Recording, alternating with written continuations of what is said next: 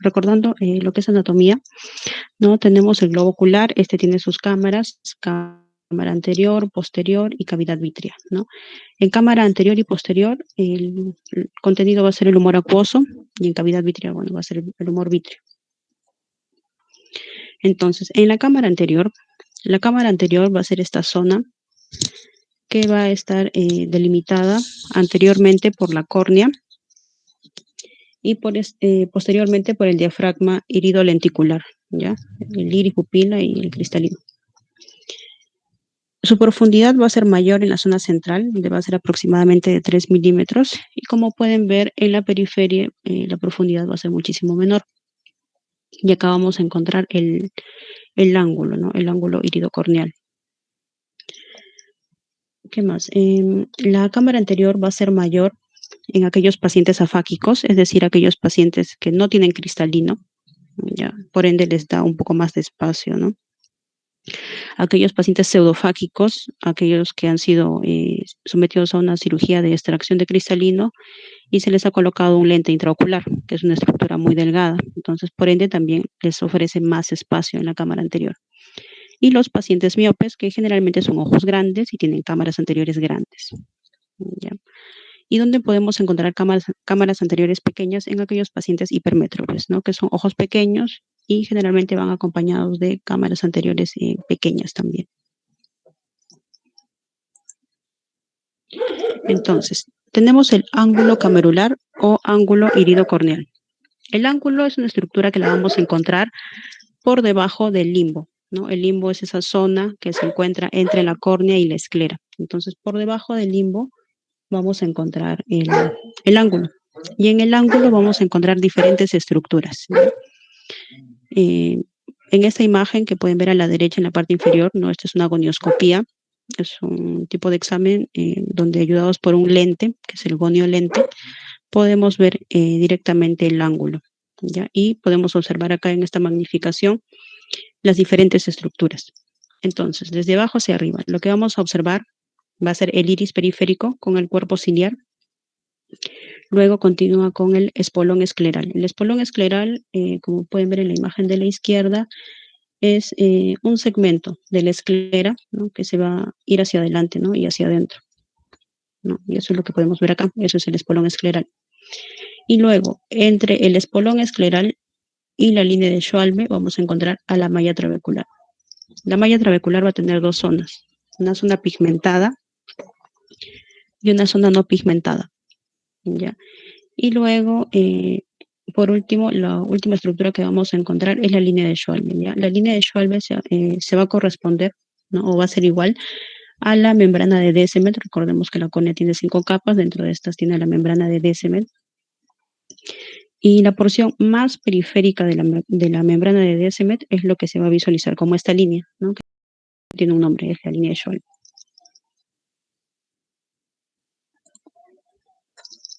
Ahora, tenemos el humor acuoso, ¿no? Que dijimos que es el líquido que se va a encontrar tanto en la cámara anterior y cámara posterior. Entonces, el humor acuoso se va a producir ¿desde dónde? A partir del cuerpo ciliar, ¿no? Tenemos dos porciones, la pars plicata, pars plana. En la pars plicata tenemos estos procesos ciliares, ¿no? Que son en un número aproximadamente de 70 a 80 procesos. Y estos son los que se van a encargar de la producción del humor acuoso. Además, el cuerpo ciliar está envuelto por epitelio, tiene 2 capas de epitelio, un epitelio pigmentado y un epitelio no pigmentado, ¿ya? Y exactamente la porción que se encarga de la producción del humor acuoso va a ser el epitelio no pigmentado, ¿ya? Entonces, a nivel del epitelio no pigmentado, en los procesos ciliares se va a producir el humor acuoso. En la cámara posterior, este se va a dirigir hacia la cámara anterior atravesando la pupila, ¿no? Bueno, esto es en relación a su producción.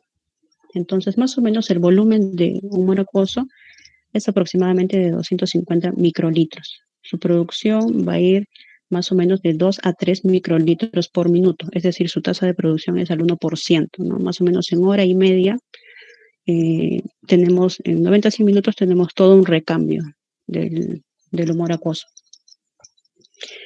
El humor acuoso también va a ser bastante similar al plasma, ¿ya? Pero también tiene ciertas diferencias.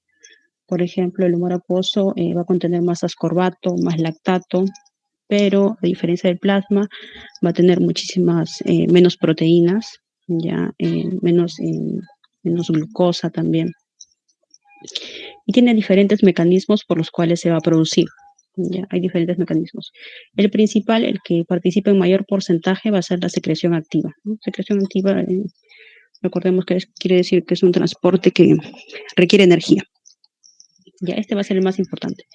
Después tenemos otro mecanismo de producción que es la ultrafiltración. ¿Ya? La ultrafiltración es por un movimiento y esto va a ser dependiente de un gradiente de presión. Y el otro es la difusión, ¿no? Que es un movimiento pasivo. Entonces, a través de estos tres mecanismos es que se va a producir el humor acuoso. Y bueno, como mencionamos, luego va a atravesar la pupila y entonces aquí ya tendría que ser drenado. El humor acuoso tiene dos vías por las cuales puede drenarse. Tenemos la vía trabecular, ¿ya? Que es la más importante, ¿no? Como podemos ver, participa en casi un 90%.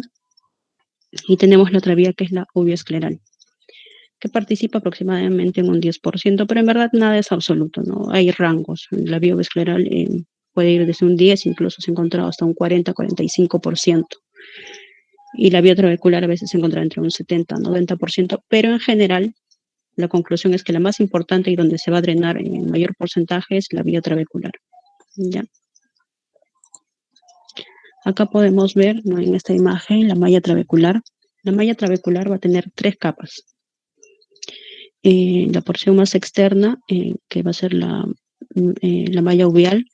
Luego tenemos la malla corneoescleral y la malla yuxtacanalicular, ¿no? Que es la que está contigua al canal de Schlemm. Entonces, como podemos ver, la malla trabecular es una membrana, ¿no? De múltiples capas fenestradas, ¿no? Las fenestraciones más internas a nivel uveal, como pueden ver, son más grandes. Y cada vez las fenestraciones se van haciendo más pequeñas, ¿no? Es por eso que la zona de todas estas tres zonas, la zona donde va a haber mayor resistencia al drenaje va a ser la yuxtacanalicular, porque es donde tienen las fenestraciones más pequeñas. Entonces, luego de que el humor acuoso atravesó la malla trabecular, va a pasar al canal de Schlemm. Y del canal de Schlemm va a pasar a las venas intraesclerales y epiesclerales. ¿Ya? Esa es la vía más importante para el drenaje del humor acuoso. Ya. Ahora ya vamos a empezar con lo que es glaucoma, luego de haber revisado todo lo que es anatomía. Entonces, el glaucoma es una enfermedad, en verdad es todo un grupo de enfermedades, porque como van a ver más adelante, hay diferentes causas que van a ocasionar glaucoma, ¿ya? Pero, ¿qué es lo que define el glaucoma? El glaucoma es una neuropatía óptica, ¿ya? Característica, ¿ya? Que tiene características, ¿no? En la forma en la que causa el daño en la cabeza del nervio óptico, en la forma, en los hallazgos que vamos a encontrar en un campo visual. No todas las neuropatías ópticas o las enfermedades que afectan el nervio van a ser glaucoma. Tenemos neuropatías ópticas glaucomatosas y las no glaucomatosas, ¿no? Y generalmente el glaucoma es una enfermedad en la cual el gran grupo de personas con glaucoma tienen presiones oculares elevadas. Sin embargo, la presión intraocular por sí no forma parte de la definición de glaucoma, si bien se encuentra que suele estar elevado en la mayoría de pacientes con glaucoma.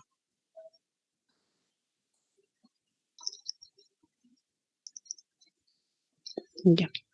Epidemiología. Como vamos a ver más adelante, vamos a tener dos grandes grupos, ¿ya? Uno es el glaucoma de ángulo abierto y el otro es el glaucoma de ángulo cerrado. Ahora, revisando esto que es la epidemiología del grupo mayor, ¿no? El más importante, que es el de ángulo abierto, pues mencionar que el glaucoma es la segunda causa de ceguera en el mundo, según los últimos reportes de la OMS, ¿no? Recuerden, la primera causa es catarata, ¿ya? Y su prevalencia va a ser mayor en quienes, en las personas mayores. Generalmente, personas por encima de 40 años ya es más frecuente. Y también va a ser mayor en personas de raza negra y latinos a comparación de los de raza blanca. Y además de ser más frecuente en personas de raza negra, la probabilidad de que estas personas lleguen a la ceguera también va a ser mayor.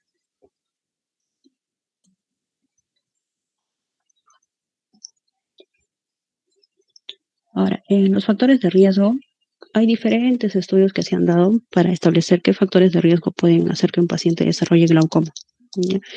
Y los que sí se han encontrado bien establecidos es el hecho de tener una presión intraocular elevada, ¿no? Favorece a que alguien pueda tener glaucoma, una presión de perfusión reducida, la edad avanzada, antecedentes familiares, ¿no? Positivos, es decir, personas dentro de la familia que tengan glaucoma. Tener córneas centrales, ¿no? O sea, la porción central de la córnea muy delgada, y de acuerdo a raza, etnia, como ya mencionamos anteriormente, ¿no? Y hay otros factores, pero que en verdad no son muy concluyentes, como por ejemplo, como pueden ver acá, ¿no? En el cuadro, ¿no? Menciona diabetes, sin embargo, algunos lo encuentran como un factor de riesgo y otros como que no. Entonces, hay diferentes factores, pero no son concluyentes. Ahora, en lo que respecta al glaucoma de ángulo cerrado, ya, este va a ser más frecuente en las poblaciones inuit. Las poblaciones inuit son los esquimales, ¿no? Los que son conocidos como esquimales. Son la población que vive en el Ártico, ¿no? En ellos se ha encontrado que la prevalencia de glaucoma puede ser incluso de 20 a 40 veces mayor que las personas blancas. Bueno, luego de estas poblaciones inuit es más frecuente en los asiáticos y finalmente la prevalencia de un glaucoma de ángulo cerrado, en este caso estamos hablando, va a ser similar en blancos y negros. Después, el glaucoma también puede ser glaucoma de ángulo cerrado, es un poco más frecuente en mujeres. ¿Por qué? Porque las mujeres tienen cámaras anteriores más pequeñas, ¿no? O menos profundas. También va a ser frecuente en edad avanzada, al igual que el glaucoma de ángulo abierto, en hipermétropes, porque como mencionamos son ojos pequeños y tienen cámaras anteriores pequeñas, ¿no? Y también es importante el historial familiar positivo.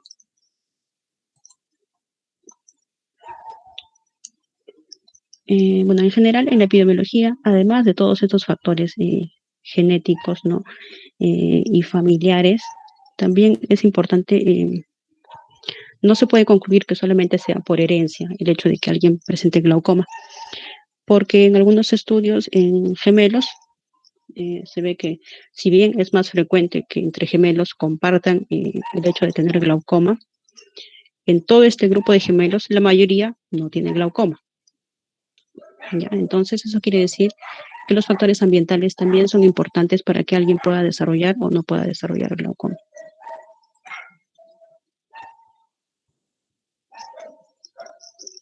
Ya. Diagnóstico. Para el diagnóstico, una de las cosas más importantes es la tonometría, ¿no? La tonometría quiere decir la medición de la presión intraocular, que los rangos normales van de 11 a 21, pero en verdad hay variación, ¿no? Como han podido ver anteriormente entre la población, ¿no? Hay razas que tienen presiones más altas que otras. El método clínico más utilizado en la práctica es la tonometría de Goldman. En la lámpara de hendidura se acopla un tonómetro, en este caso el Goldman. Este tiene un biprisma, como pueden ver acá, ¿no? Al paciente se le va a echar una gotita de anestesia tópica para que no haya mucha molestia, ¿no?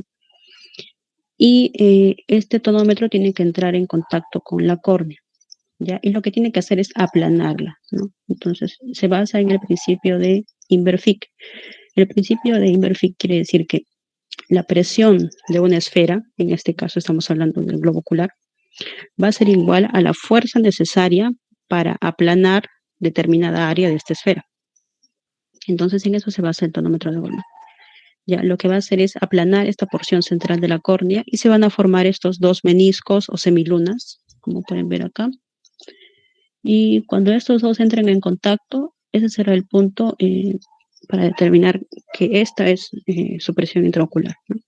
Y al costado del tonómetro tenemos esto como una ruedita que nos permite graduar los valores de la presión intraocular. Entonces, eso es lo más usado, ¿no? El tonómetro de Goldman. Pero también tenemos otros tonómetros, como por ejemplo el primero, que es el tonómetro de Schotts. Es un tonómetro muy antiguo, pero que a veces se usa, ¿no? Tiene un sistema de pesas y se calcula en base a los valores que resulten. Luego tenemos, por ejemplo, este es un neumotonómetro. Este es un tonómetro donde no hay contacto, no como en el Goldman, como ven, ¿no? Que el tonómetro entra en contacto con la córnea. En este tonómetro no, el neumotonómetro lo que envía es una ráfaga de aire, igual aplana la córnea y con esto trata de estimar la presión intraocular. Otro tonómetro, tenemos el tonómetro de Perkins, que también es de contacto. Y por último, algo que podrían utilizar por ahí si es que no tienen tonómetro, es hacer la digitopresión.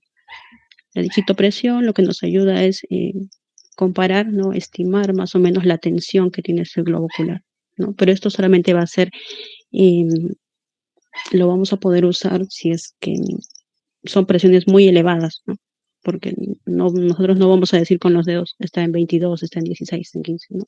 Sino cuando sean presiones muy elevadas, 40, 50, y palpemos el globo ocular, se va a sentir tenso, ¿no? Entonces, si lo comparamos con el globo ocular, el otro globo ocular del paciente, ¿no? O por último lo comparamos con el nuestro, asumiendo que estamos bien, eh, podemos detectar presiones oculares muy elevadas.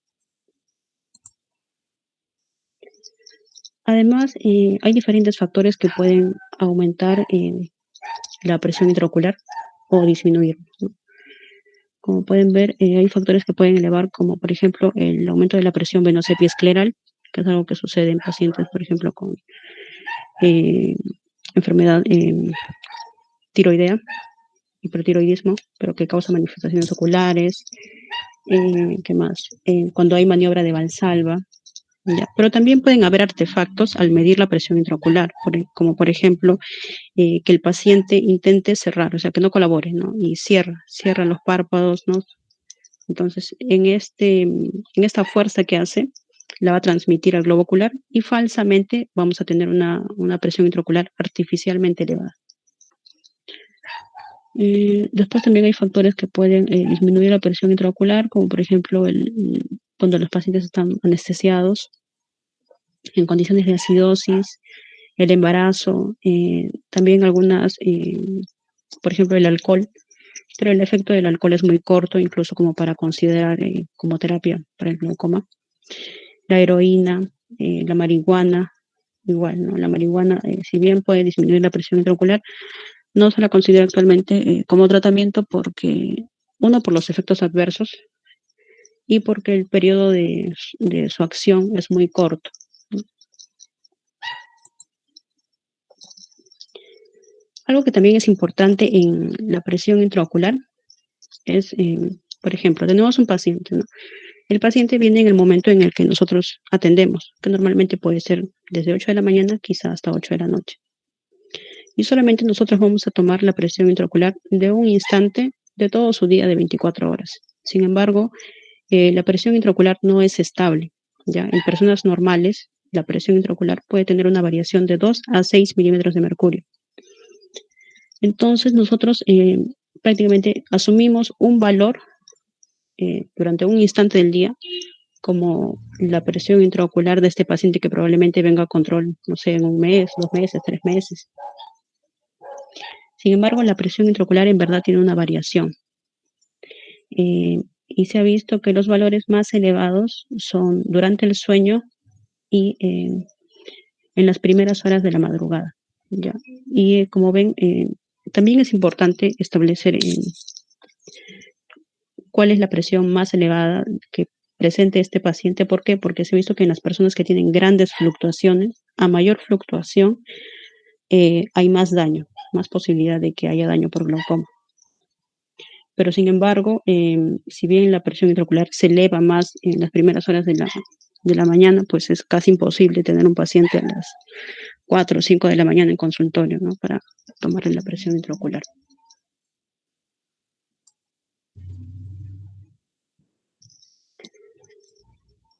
Ya. Luego de haber evaluado la tonometría, pasamos a la evaluación del fondo de ojo. Exactamente lo que nos interesa, ¿no? En glaucoma, pues es la evaluación del nervio óptico. Como habrán revisado en sus clases, Para hacer el fondo de ojo tenemos la oftalmoscopía. Tenemos la directa y tenemos la indirecta. En la oftalmoscopía directa, pues nos da muy poca información, solamente de polo posterior. Sí logramos ver nervio, logramos ver mácula, pero no nos da tantos detalles, ¿ya? Luego tenemos la oftalmoscopía indirecta, como pueden ver en la segunda imagen, ¿no? Donde acá el médico está con un casco y una lupa, ¿no? Evaluando el fondo de ojo. Y esto es lo que nos brinda es este tipo de imagen, ¿no? Que es bastante amplia. Y lo que nosotros en verdad queremos evaluar es solo nervio óptico. Entonces, es una imagen muy grande, no podemos tener tantos detalles así específicos de la cabeza del nervio óptico. Entonces, lo mejor para examinar fondo de ojo sería hacerlo en la lámpara de hendidura, ¿no? El paciente posa su cabeza, utilizamos una lupa. Hay lupas de diferentes dioptrías, como pueden ver, de 60, 78, 90 dioptrías. E incluso, ¿no? Acá pueden ver la imagen, solamente observamos el nervio óptico en esta zona rectangular, que es el haz de luz, ¿no? Así que tenemos que mover la palanquita de la lámpara de derecha a izquierda para poder evaluar toda la zona de la cabeza del nervio óptico. Y aquí sí podemos ver, ¿no? Cómo está todo el reborde, el anillo neuroretinal, cómo está la excavación, cómo están los vasos, ¿no? Nos da más información, más detalles, más magnificación. Incluso al hacer este tipo de evaluación de la cabeza del nervio óptico, acá la lámpara tiene una regla, un sistema de medida ya de milímetros. Entonces podemos medir cuál es el tamaño de este nervio óptico, que los valores normales del nervio óptico va de 1.5 a 2.2 milímetros. Y de acuerdo a la lupa que usamos, podemos tener un factor de corrección, ¿no? Y más o menos eso podemos estimar como el tamaño el diámetro del nervio óptico. Si bien estos valores de 1.5 a 2.2 pues es en base a grandes estudios en poblaciones, sobre todo de Estados Unidos, de Europa, ¿no? No tenemos información de cuál sería el tamaño del nervio óptico realmente en nuestra raza. En los signos que podemos encontrar en la oftalmoscopía, en el glaucoma, los principales, ¿cuáles son? El aumento de la copa, ¿no? Una mayor copa, ese es el nervio óptico, ¿no? Todo esto es el disco, esta es la copa, la zona central, y toda esta estructura se le conoce como anillo neuroretinal. Entonces podemos tener una copa, ¿no? Que se hace más profunda, que va aumentando en los diferentes controles, y algo que también podemos encontrar asimetría, es decir, un nervio aparentemente normal, ¿no? Y en el otro ojo encontramos una copa más pronunciada. Por lo general, el glaucoma es una enfermedad bilateral, pero asimétrica. Entonces es por eso que es importante la asimetría de copas. Después también podemos encontrar un notch del anillo, es decir, una zona de adelgazamiento en todo el anillo neuroretinal, una elongación vertical de la copa, podemos encontrar sangrados a nivel del nervio óptico y pérdida de fibras, ya de fibras nerviosas. Entre otros signos menos específicos que se logren visualizar la lámina cribosa. Recuerden que el nervio óptico atraviesa la esclera y esta porción que va a atravesar se llama lámina cribosa de la esclera. Después va a haber una nasalización de los vasos, es decir, los vasos se van a ir hacia la zona nasal. Van a haber vasos circunlineares, circunlineares porque van en todo el reborde, y también puede haber atrofia peripapilar. Acá creo que hay un dibujo. Aquí pueden verlo, ¿no? Diferentes signos, ¿no? Por ejemplo, acá se ven unos puntitos, ¿no? Como unos orificios. Estos serían los orificios de la lámina cribosa, ¿no? Entonces acá se está visualizando la lámina cribosa. Hay un aumento del tamaño de la copa. Los vasos se están dirigiendo, ¿no? Hacia la zona nasal. En esta zona hay un adelgazamiento mayor, más pronunciado del anillo neuroretiniano. Y también, como pueden ver, alrededor en esta zona del nervio óptico hay toda una zona de atrofia, ¿ya? Igual acá, ¿no? Hay una copa más grande y hay atrofia. Entre otros estudios que podemos realizar para evaluar el glaucoma, tenemos, por ejemplo, la tomografía de coherencia óptica, la OCT.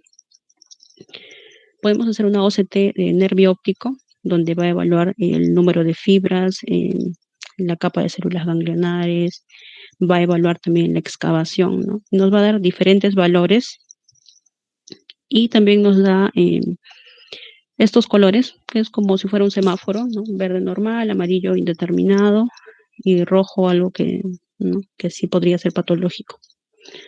Entonces, en base a los valores y a los colores, podemos más o menos determinar qué es lo que tiene este paciente.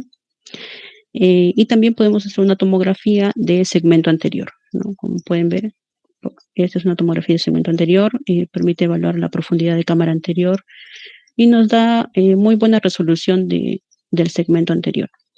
También puede evaluar el grosor de la córnea. También tenemos la ecografía, la ultrabiomicroscopía, que también nos ayuda a evaluar el ángulo, la cámara anterior. Y a diferencia de la OCT de segmento anterior, si bien la VM tiene un poquito menos de resolución, lo beneficioso de la VM es que nos permite ver estructuras por detrás del iris, ¿no? A diferencia en esta imagen, como pueden ver la OCT, vemos sobre todo bien todo lo que está por delante del iris. Pero en la VM también nos permite ver las estructuras por detrás del iris, ¿no? Es decir, podemos ver, evaluar cuerpo ciliar, incluso podríamos evaluar esta zona del cristalino, las fibras onulares. Y también en el diagnóstico utilizamos los campos visuales, la perimetría, ¿no? Que actualmente se mantiene como el gol estándar diagnóstico y de seguimiento. En la primera imagen, ¿no? Esto sería en una escala de grises o un mapa de perimetría normal. Vemos acá una zona más oscura, que sería la mancha ciega. La mancha ciega aparece porque es un escotoma, pero es un escotoma normal. En la retina tenemos, está llena de fotorreceptores, pero tenemos una zona donde no hay fotorreceptores, que va a ser en la zona del ingreso del nervio óptico. Entonces, como en el ingreso del nervio óptico no hay fotorreceptores, es por eso que tenemos una mancha ciega, ¿no? Que es fisiológica. Pero a medida que se van dañando las fibras nerviosas, pues vamos a tener este aumento, ¿no? De esta zona, escotomas, vamos a tener escotomas, ¿no? Arqueados, que son compatibles con glaucoma.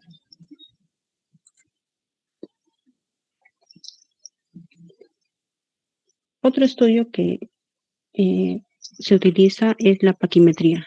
La paquimetría es la medida del grosor corneal. Sobre todo lo que tenemos que medir es el grosor corneal a nivel central, ¿no? Recuerden que cuando tomamos la presión, pues el tonómetro está en contacto con la porción central de la córnea. Y es importante, ¿por qué? Porque si bien la córnea a nivel central tiene un rango de 520 a 540 nanómetros, ¿no? De normalidad, hay muchas personas que tienen córneas gruesas y hay también personas que tienen córneas delgadas. Entonces, una córnea gruesa puede ofrecer más resistencia a esta aplanación, ¿no? Entonces nos daría igual artificialmente una presión ocular más elevada. Y córneas delgadas pues ofrecen menos resistencia y nos darían una presión ocular más baja. Entonces, actualmente existen unas tablitas, unos valores de corrección, ¿no? De acuerdo al grosor corneal, a la presión que hemos tomado, se le puede añadir o disminuir cierto valor en milímetros de mercurio.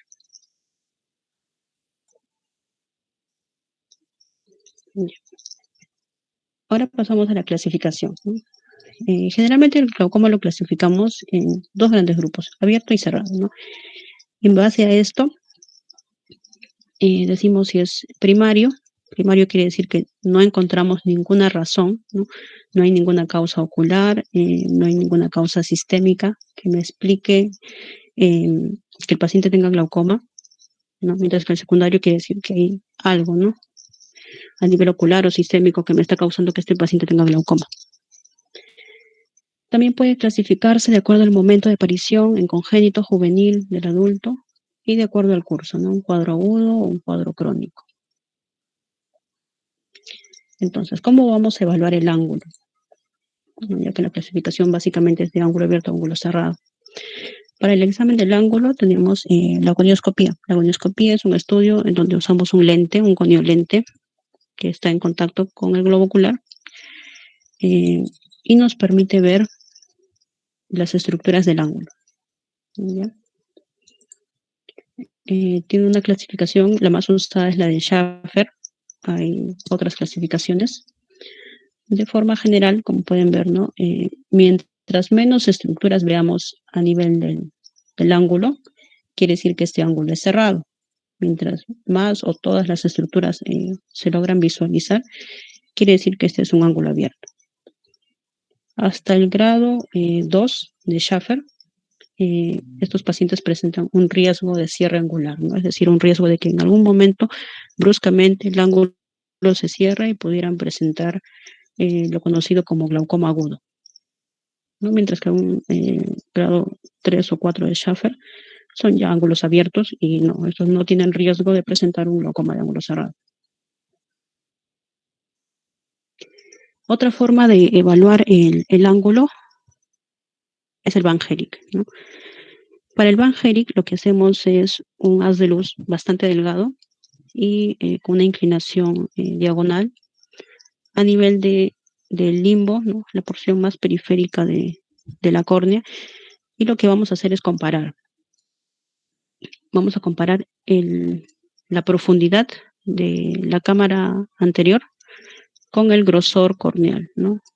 Este es un esquema. Acá en un ojo, por ejemplo, tienen toda esta zona negra, sería la cámara anterior, la profundidad de la cámara anterior, mientras que esta zona blanca, ¿no? Medio transparente que se ve acá, corresponde a la córnea. ¿Ya? Y hacen una comparación, una relación. Por ejemplo, en estas imágenes, en la de la izquierda, ven, acá está la córnea, y hay una discreta zona oscura, ¿no? De cámara anterior. O sea, y acá ya viene el iris. Este sería un ángulo cerrado. Mientras que en la imagen de la derecha ven la córnea y ven que hay un gran espacio, ¿no? Y luego viene el iris, ¿no? Este sería un ángulo abierto. Entonces, para el Van Herijk se hace una relación entre el espesor corneal y la profundidad de la cámara anterior, ¿no? Y va también de grado 0 a grado 4. Ahora, en glaucoma. Tenemos una clasificación, ángulo abierto y ángulo cerrado. ¿Ya? Primario, como les mencioné, cuando no hay una causa que hayamos encontrado, ni ocular ni sistémica.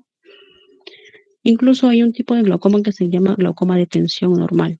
Ya es por eso que, como les mencioné, no se eh, define el glaucoma por la presión, ¿no? Porque existe un grupo de personas que tienen esta presión ocular dentro de los rangos estadísticos aceptados como normales, pero sin embargo hay daño del nervio óptico, hay defectos de campo visual compatibles con glaucoma. También puede haber glaucoma juvenil, hipertensión ocular. El término hipertensión ocular quiere decir que este paciente lo único que tiene es una presión elevada, pero su nervio óptico, sus campos visuales no tienen ningún defecto, ¿no? Entonces acá no le voy a dar tratamiento para glaucoma porque no tiene glaucoma. Glaucoma es una neuropatía óptica, ¿no? Y en este caso este paciente no tiene daño de nervio óptico, ni por fondo de ojo ni por campo visual. Bueno, sospecha de glaucoma y glaucoma secundario cuando sí encontramos una causa, ¿no? Como vamos a revisar más adelante. Luego tenemos el glaucoma de ángulo cerrado. Igual primario, sospecha va a ser cuando nosotros tenemos un ángulo cerrado, pero no hay signos de daño de nervio óptico, ¿no? O sea, solamente hemos encontrado un ángulo cerrado, nada más. Luego tenemos un cierre angular primario, cuando además del ángulo cerrado tenemos una presión intraocular elevada o sinequias anteriores periféricas, pero no hay daño en el nervio. Y ya decimos que es un glaucoma primario de ángulo cerrado cuando hay daño en el nervio, ¿no? Además, este glaucoma de ángulo cerrado puede ser por bloqueo pupilar o por también o sin bloqueo pupilar. Crónico cuando es algo de larga data, secundario cuando encontramos algún mecanismo, ¿no? Ya sea estructural a nivel del globo ocular o alguna causa sistémica que pudiera condicionar el glaucoma de ángulo cerrado. Y hay un grupo también de glaucoma en la infancia. Entonces, en este gráfico, creo que se explica bastante bien, ¿no? Tenemos glaucomas de ángulo abierto y ángulo cerrado, ¿no? Primarios y secundarios. Entonces, vamos a empezar con lo que es ángulo cerrado. Entonces, el glaucoma primario de ángulo cerrado, como mencionamos, tenemos el término de sospecha de cierre angular, cuando solamente lo que hemos encontrado es un paciente con ángulo cerrado y nada más. Ya definimos como cierre angular primario, cuando además del ángulo cerrado ya tenemos presiones oculares elevadas o sinequias anteriores periféricas. Y decimos que tiene un glaucoma por cierre angular primario cuando encontramos ya daño del nervio óptico, ¿no? Y a esta condición es lo que se conoce como glaucoma agudo, ¿no? Una elevación súbita de la presión intraocular en un paciente con un ángulo cerrado. Entonces, en el paciente con glaucoma agudo, el glaucoma agudo está dentro del diferencial del síndrome de ojo rojo. Es un cuadro doloroso, bastante doloroso. Hay edema corneal, visión borrosa, la pupila va a estar midriática, hay inyección periquerática, hiperemia y también puede haber náuseas, vómitos, cefalea. Para el tratamiento del paciente con glaucoma agudo,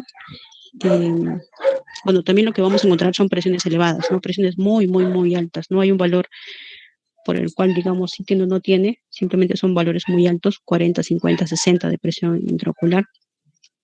Entonces, el tratamiento va enfocado a, primero, reducir la presión intraocular. Por eso podríamos utilizar osmóticos, ¿no? Como el mannitol, acetazolamida, glicerina. Podemos utilizar también antihipertensivos tópicos, ¿no? Betabloqueadores, ¿qué más? Brimonidina, dorsolamida, que también son inhibidores de la anidrasa carbónica, la dorsolamida. Pero lo que no usamos es la tonopros, que también es un antihipertensivo tópico, pero el tonopros es un análogo de la prostaglandina. Y al ser análogo de prostaglandinas, pues las prostaglandinas participan en el proceso de inflamación. Y el glaucoma agudo es un proceso de inflamación. Entonces no podemos utilizar análogos de prostaglandinas porque vamos a hacer que haya más inflamación. Sin embargo, hay algunas escuelas que sí lo ponen dentro de como opción en la terapéutica. ¿Por qué? Porque los análogos de prostaglandina son los antihipertensivos oculares que más disminuyen la presión intraocular, ¿no? Entonces algunos lo toman como que sí se podría usar, pero en general no está aceptado, ¿ya? Luego tenemos que reducir la inflamación. Para reducir la inflamación tenemos que utilizar corticoides, ¿ya? Los corticoides, sí, como reacción adversa pueden causar elevación de la presión intraocular, pero la elevación que causan los corticoides es a las 2 o 3 semanas de uso. No le va a elevar la presión por utilizarlo una semana, ¿ya? Y como este es un cuadro de inflamación, tiene que utilizar corticoides. Luego tenemos que revertir el bloqueo pupilar, que es lo que más suele suceder en pacientes con glaucoma agudo. Y para esto tenemos que hacer una iridotomía, que puede ser quirúrgica o con láser, ¿ya? Luego de haber reducido la presión, como pueden ver en la imagen, ¿no? La córnea está opaca. La iridotomía consiste en hacer un agujero en el iris, ¿no? Para comunicar cámara posterior con cámara anterior, ¿no? Y así revertir el bloqueo pupilar. Pero si tenemos una córnea opaca, no nos va a dejar ver el iris y por ende no podremos hacer el procedimiento. Entonces, por eso es importante reducir la presión, ¿no? Una vez que la presión se reduce, ¿no? La córnea empieza a aclararse. Y eso nos permite hacer el procedimiento láser. Además, se puede dar pilocarpina, ¿no? Para favorecer la miosis. Y ese es el tratamiento, ¿no? En el primer momento cuando tenemos un glaucoma agudo. Ahora, en los glaucomas de ángulo cerrado secundario, tenemos, por ejemplo, este tipo que es el glaucoma neovascular. El glaucoma neovascular, como su nombre dice, es porque hay proliferación, ¿no? Hay formación de neovasos, como en la retinopatía diabética, que recuerden tiene una etapa proliferativa, ¿no? Entonces, estos neovasos no solamente se van a formar en polo posterior, en retina, sino también se van a formar sobre iris, ¿no? Esto es lo que se conoce como rubiosis, y también se van a formar a nivel del ángulo, como pueden ver en la imagen inferior. Entonces hay gran proliferación de neovasos y estos neovasos lo que van a hacer es obstruir este ángulo, ¿no? Por eso es un glaucoma de ángulo cerrado secundario, ¿ya? porque son los neovasos que van a estar en el ángulo que van a obstruir el drenaje. Y como parte del tratamiento de un glaucoma neovascular se pueden utilizar antiangiogénicos, ¿no? Como el Lucentis o ranibizumab, bevacizumab, pero estos durante un efecto corto, ¿no? Generalmente de un mes. Entonces el paciente no va a estar con antiangiogénicos toda su vida. Probablemente hay que ponerle una válvula, que es un dispositivo de drenaje. Otro tipo es el glaucoma uveítico, ¿ya? El glaucoma uveítico puede generar un glaucoma secundario de ángulo cerrado. ¿Por qué?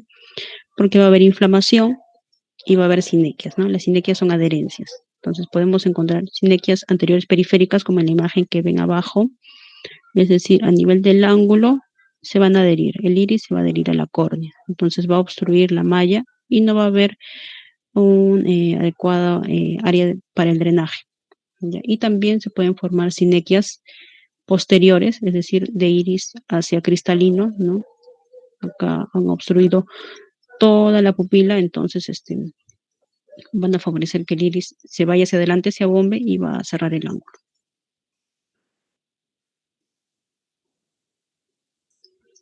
Otro tipo de glaucoma secundario de ángulo cerrado es el facomórfico. El cristalino puede participar de diferentes formas causando catarata. Hay glaucoma facolítico, ¿no? Pero en este caso vamos a hablar del facomórfico. El glaucoma facomórfico consiste en que tenemos un cristalino cataratoso, ¿no? Es decir, un paciente con catarata. Cuando tenemos catarata, además de la opacidad del cristalino, el cristalino aumenta su grosor anteroposterior y va a empujar el iris hacia adelante y va a estrechar el ángulo. Entonces, el cristalino cataratoso es el que, al estrechar el ángulo, va a inducir, ¿no?, que no haya una adecuada zona para el drenaje del humor acuoso y se va a elevar la presión intraocular. Entonces, acá también tendremos un glaucoma secundario de ángulo cerrado. El tratamiento acá sería, pues, operar la catarata, ¿no? Al retirar la catarata se le va a colocar un lente intraocular delgado y el paciente va a obtener más espacio en la cámara anterior, ¿no? Luego de eso habría que hacer un control para ver si es que amerita algo más, gotas, algún tipo de cirugía de glaucoma, o con eso ya se revierte todo. Luego tenemos el glaucoma de ángulo abierto. Entonces, el glaucoma de ángulo abierto es el más frecuente de todos, ¿no? El más frecuente es el primario.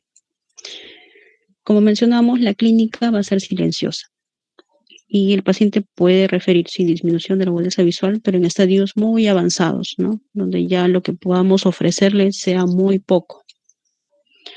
Y el tratamiento médico en estos pacientes, sí, la primera línea va a ser los análogos de prostaglandinas, como el etonoprost, travoprost, brimatoprost, ¿no?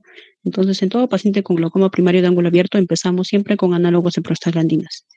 Si es que vemos que esto no es suficiente y no controla, agregamos otros antihipertensivos oculares, como los betabloqueadores, por ejemplo, el timolol. Los betabloqueadores, recuerden, no se puede utilizar en asmáticos o pacientes cardiópatas con arritmia. Los alfa-agonistas adrenérgicos, como brimonidina, estos no se utilizan en niños. Y luego tenemos los inhibidores de la anidrasa carbónica tópicos, como la dorzolamida. Estos no se usan generalmente en pacientes con alergias a las sulfas, porque ambos derivan de las sulfas y pueden generar alergias. Y bueno, agregar una o dos o más gotas depende de la presión del paciente, ¿no? Pero es bastante...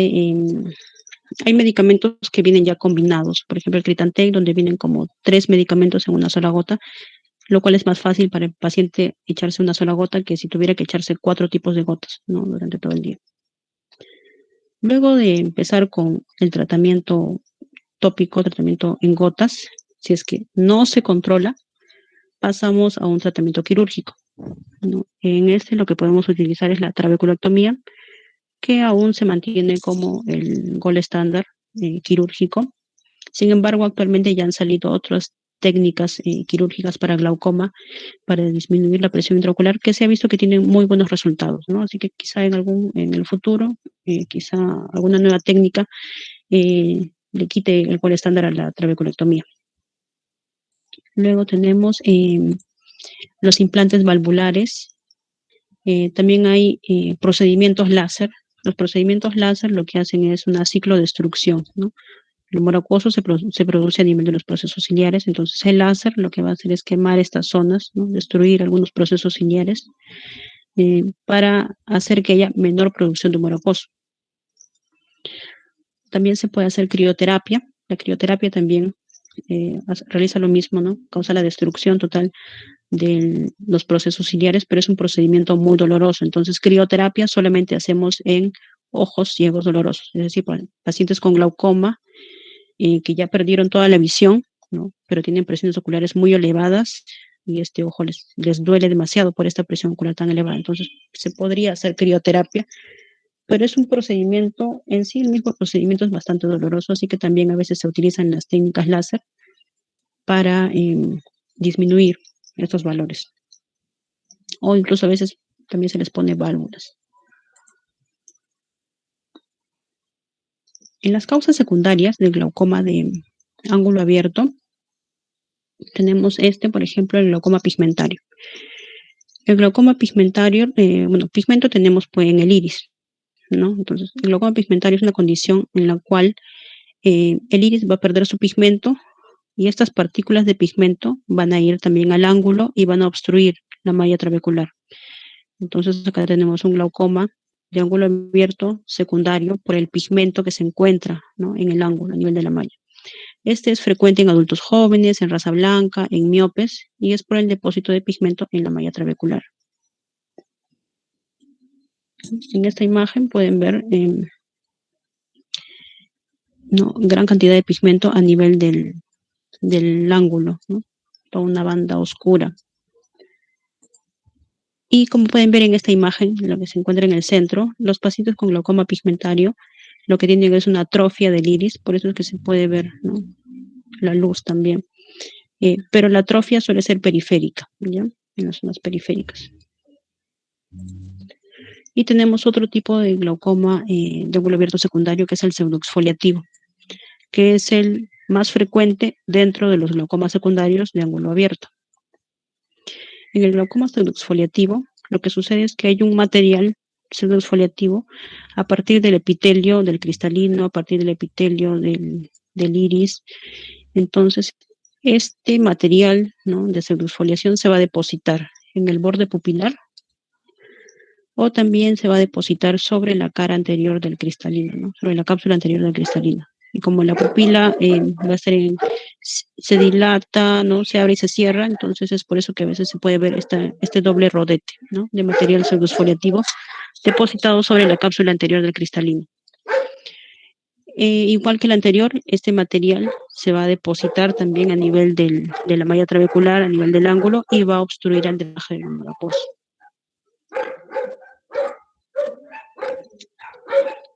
En el glaucoma pseudoexfoliativo lo que tenemos es una atrofia también del iris, pero sobre todo es central, ¿ya?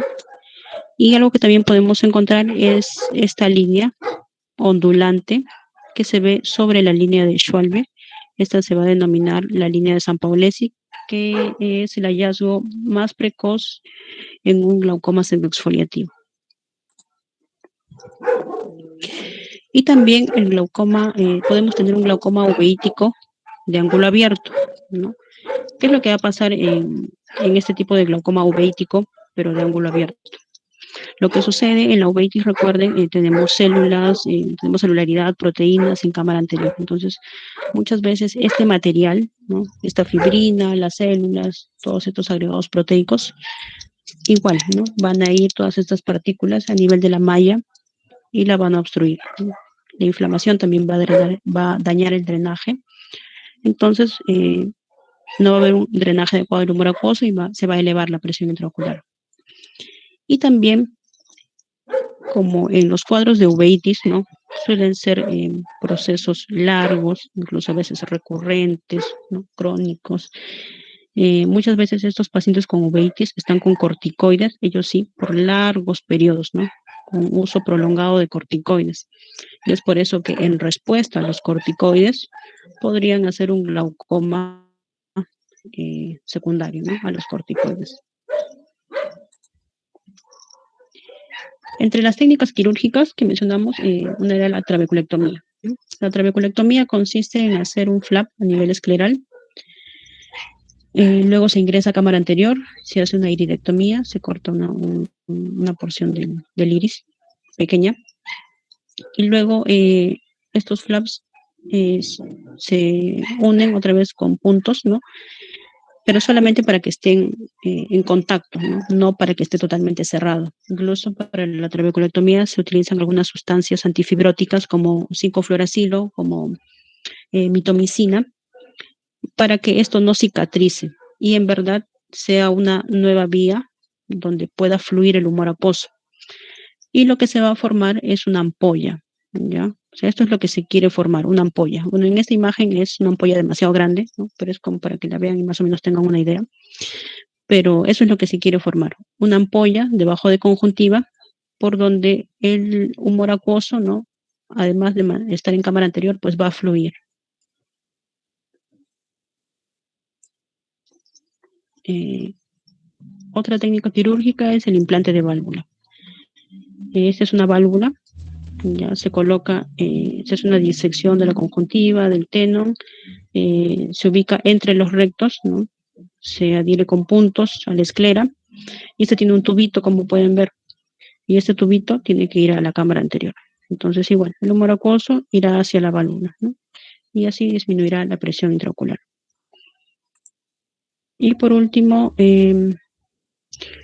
actualmente está en bastante uso los dispositivos para cirugía de glaucoma mínimamente invasiva, que son diferentes dispositivos, como pueden ver, ¿no? El CEN, el IDRUS, el iStent, el CyPass, todos esos lo que van a ir es igual al ángulo, ¿no? Para favorecer una nueva vía de drenaje. Pero por lo general se usan en glaucomas leves, ¿no? Glaucomas que tienen presiones intraoculares muy elevadas, se prefiere hacer una trabeculectomía o un implante de válvula o otras técnicas quirúrgicas. Ya. Muy bien, eso sería todo respecto al tema del glaucoma. Eh, Buenas noches, que descansen. Gracias, doctora. Buenas noches. Sí.